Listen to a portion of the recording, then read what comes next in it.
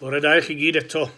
Gobeithio bod pawb yn cadw'n saff ac yn ddiogel. Cofiwch bod gyda ni rai ar gael i'ch helpu chi os angen. Os ydych chi angen unrhyw ni'n fynd ar unrhyw neges, rhowch wybod I mi neu Anna Berllan a fyddwn ni'n siŵr allu trefnu bod rhywun yn galw gyda chi. A dwi'n ar ben y lein o hyd wrth gwrs. Os ydych chi angen sgwrs neu beth bynnag neu angen unrhyw beth, ddau ar ben arall i'r ffôn o hyd.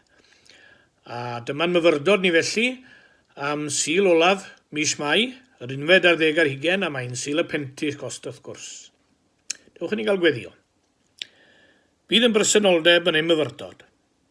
Bydd yn gysgod yn ein cartrefi a bydd yn ymgeledd I bawb sy'n mewn angen yr wythnos hon eto. Diolch I ti am yr hyn a gawsom a diolch am yr hyn sydd I ddod. Amen. Wy'n dyfynnu adnodau fel testyn o benod cyntaf llyfr yr actau hithen Sul y Pentecost wrth gwrs. Dychwelasant I Jerusalem, a'r mynydd a elwyr o lewydd sydd yn agos I Jerusalem. Wedi cyrraedd eithant I fyny ar uwch ystafell lle roeddynt yn aros, ac yna maen nhw'n enwi'r un disgybl ar ddeg. Roedd yr rhai hyn oll yn dyfal barhau mewn gweddi, ynghyd â'r rhai gwragedd, a mae'r mam yr Iesu a chydau frodyr.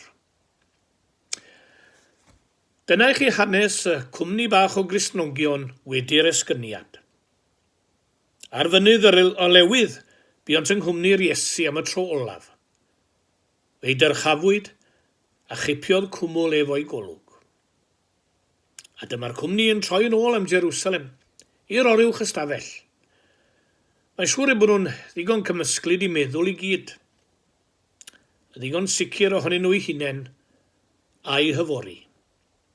Yn gwybod fod Iesu wedi atgyfodi. Yn gwybod ei fod yn fyw. Ac eto I gyd, roedd na'n sicrwydd.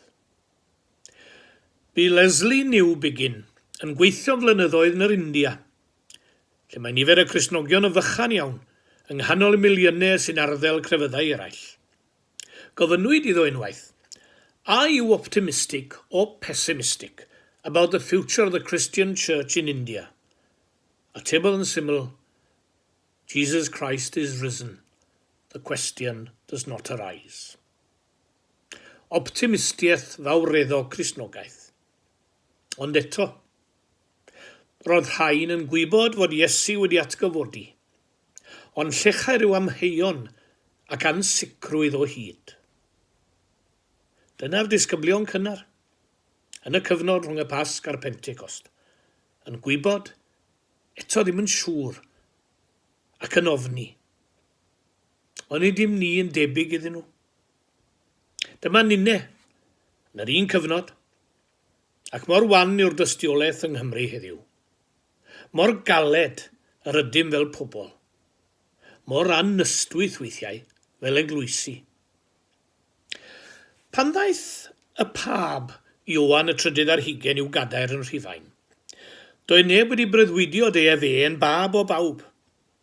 A hyd yn oed ar ôl I ethol, o'r rhai yn meddwl amdano dda rhyw fath o caretaker pop. Ond fi eglwys Rhufain, fyth yr un fath ar ôl I ddyddiau fe. A droddir amdano, yn eistedd gyda'i gardinaliaid os taw dyna beth yw mwy nag un cardinal, ac wedi gwrando ni nhw'n siarad a doethi nebu'n hir, mi gododd gan gerdded at y ffenest. Cynhyrfodd pawb a gofyn beth oedd yn bod. Sdim byd yn bod, medda fe. Ond meddwl yr oeddwn ni ar agorwn y ffenestr I gael dipyn o awel yma. A dyna wyfam wneud tra gallaf. Agor y ffenestri I ni gael yr awel I fewn atom. I agor y ffenestri yr awel gael dod atom. Oes na swyddogaeth fwy na hyn I neb ohono ni. Agor y ffenestri i'r ysbryd chwythu arnom. Gobeithio nad I ni wedi mynd yn rhy stiff ac annystwyth I agor y ffenestri. Maen nhw wedi bod ar gau cyhyd. A'r ofn sydd gen I yw i'r ysbryd fynd heibio I ni. Cheff mai gyfle. Beth ddylen ni fod yn neud rhwng y Pasg a'r Pentecost? Wel, be nath rhain? Cofio geiriau Iesu Grist mae'r rhain. Pidiwch gadael Jerusalem, ond aros am addewid y tad. Yn y lle cyntaf, aros yn y gymdeithas. Mae'r mwyafrif ohonom wedi gweld y gymdeithas yn chwalu. Rhai fi'n ffyddlon yn mynd yn anffyddlon, rhai wedi drifftio nes bod ar yr ymylon, rhai wedi cilio. Ond fe arhosodd yr rhain yn y gymdeithas. Cwestiwn a ofynir mor aml gan rai sy'n ffili dod erbyn hyn, rai sy'n wedi methu oherwydd tostrwydd a henaint ac yn y blaen. Pwy oedd yno? Pwy oedd yn yr oedfa? A'n hateb yn ddieithriad bron, yr un rhai. A felly mae di fan hyn hefyd. Pedr ac Ioan ac Iago, Andreas a Philip, a Thomas, Bartholomeus, Matthew, Iago fab Alfeus, Simon y Selot a Judas fab Iago, yr un rhai, yr un hen wynebau. Ond sefwch i am eiliad. Mae yna wynebau newydd hefyd. Rhai gwragedd a mair, mam yr Iesu a'i frodyr. Mae'i frodyr yma. Dyna syndod. Fy'r rhain ddim gydag o'r blaen, ond maen nhw yma nawr. Yr hyn a fethodd yr Iesu gael yn awr ein erth, ond yn awr ei ddarostyngiad, fe lwyddodd i'w tynnu ato. Methodd ei eiriau, ond fe lwyddodd ei groes. A gwelwn yn hyn wireddu geiriau'r Iesu. Minnau, os dy'r chefyr fi oddi ar y ddeiar, a dynaf bawb ataf fy hun. A dyma ddechrau hynny. Y mae gwendi Duw yn gryfach na dynion, a pholineb Duw yn ddoethach na dynion. Aros yn y gymdeithas.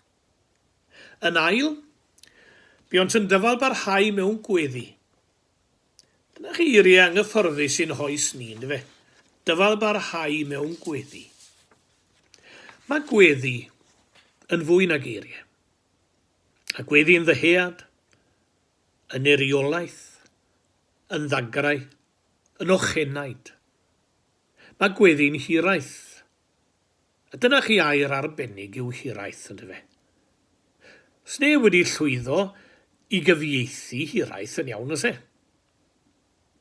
Hiraeth am anwyliad, hiraeth am oriau fi, hiraeth am weld rhai eto, a mae hynny mor wir y dyddiau yma.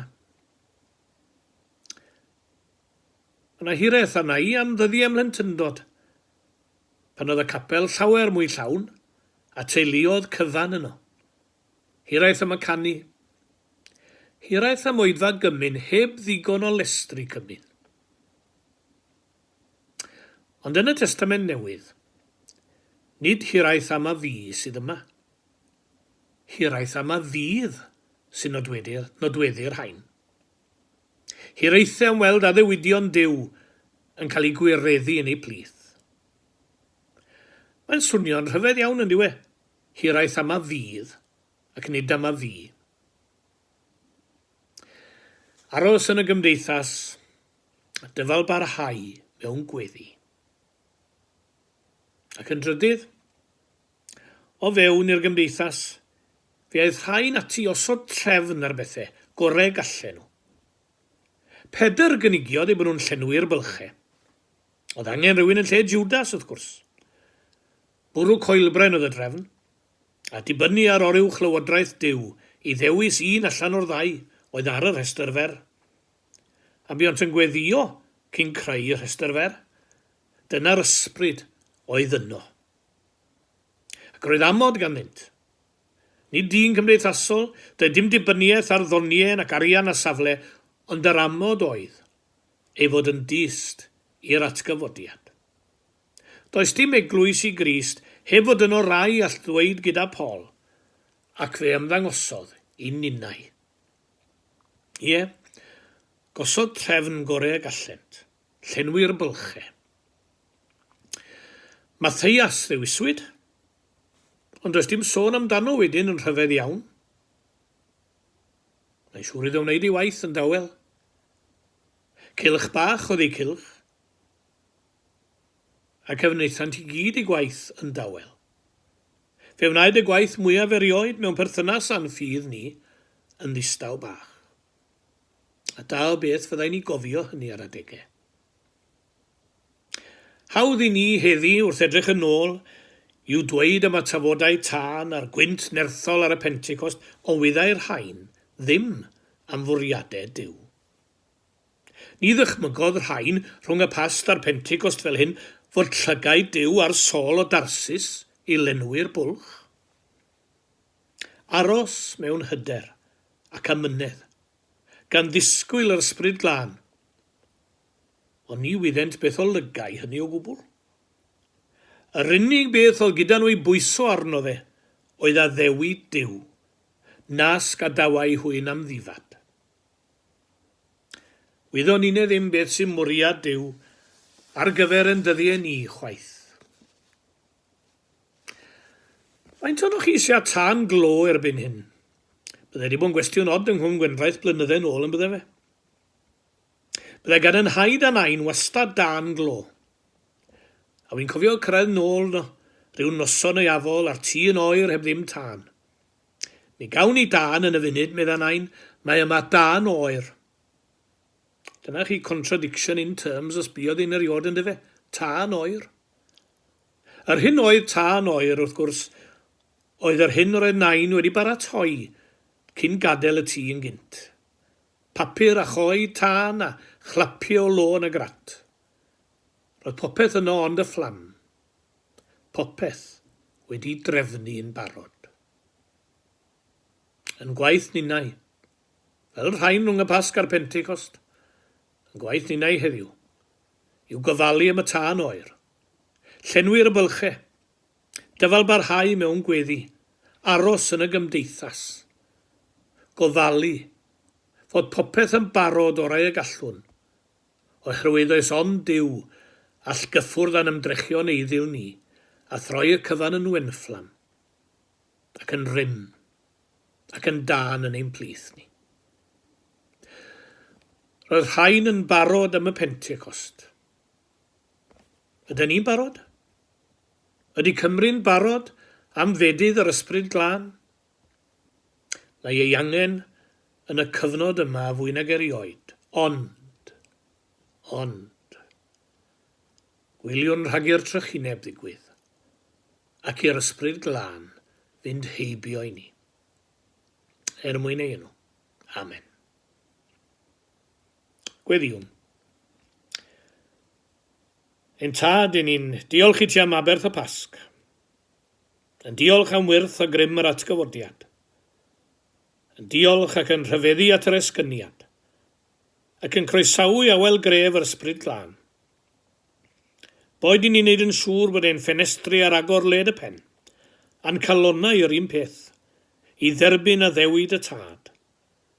Defnyddia ni gyd i weithredu dy ewyllus ar draws ein cymunedau, a ledled y byd.